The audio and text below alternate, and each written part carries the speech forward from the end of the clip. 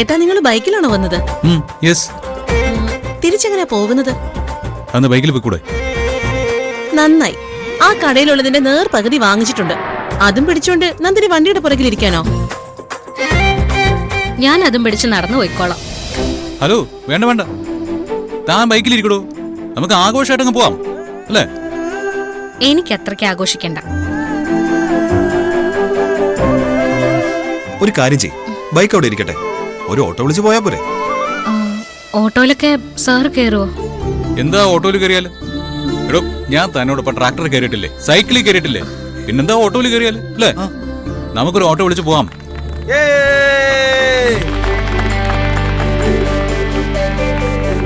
Madam, ഒരു minute അങ്ങോട്ട് വരാവോ?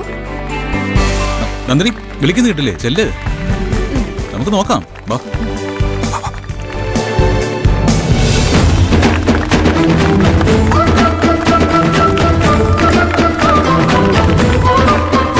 Congratulations Nandini മാം. മാമിനാണ് ഞങ്ങളുടെ പ്രൈസ് കിട്ടിയിരിക്കുന്നത്. സത്യാണോ? കഴിഞ്ഞ ഒരാഴ്ചത്തെ പേരുകൾ നറുക്കെടുത്തതിൽ നിന്ന് മാമിന്റെ പേരാ വന്നത്. പ്ലീസ് റിസീവ് ദ പ്രൈസ് മാം.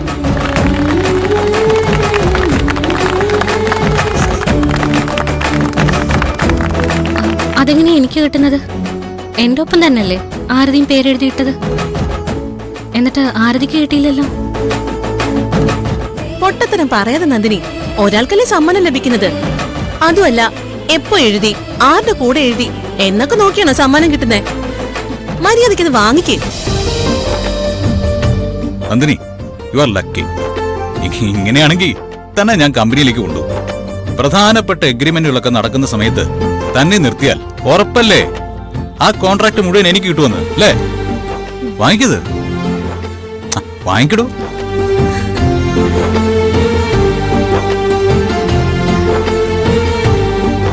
വാങ്ങിക്കേ.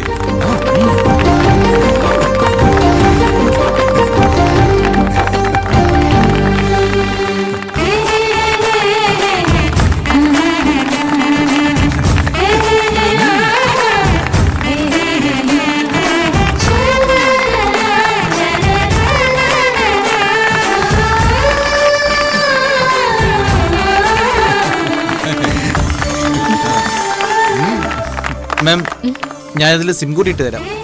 എനിക്ക് മാമിന്റെ ആധാറിന്റെ കോപ്പി കൂടി ഒന്ന് വേണം. അയ്യോ, ആധാറിന്റെ കോപ്പിയൊന്നും എന്റെ കയ്യിലില്ല. അതിനെന്താ, തന്റെ വീട്ടിൽ വിളിച്ചാ പോരെ? അവരോട് അയച്ചു തരാൻ പറ. കാർത്തൂന് വിളിക്കേ. അല്ല സാർ, പിന്നെ വാങ്ങി കൊടുക്കടോ. ഇതാ വിളിക്കേ കാർത്തൂന്. ആ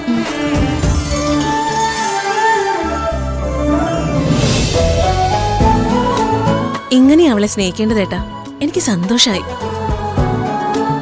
അവളറിയണ്ട, ചെറിയ ചെറിയ ആഗ്രഹങ്ങളെങ്കിലും സാധിച്ചു കൊടുക്കട്ടെ. അത്രയ്ക്ക് ബുദ്ധിമുട്ടിച്ചിട്ടുണ്ട് ഞാൻ.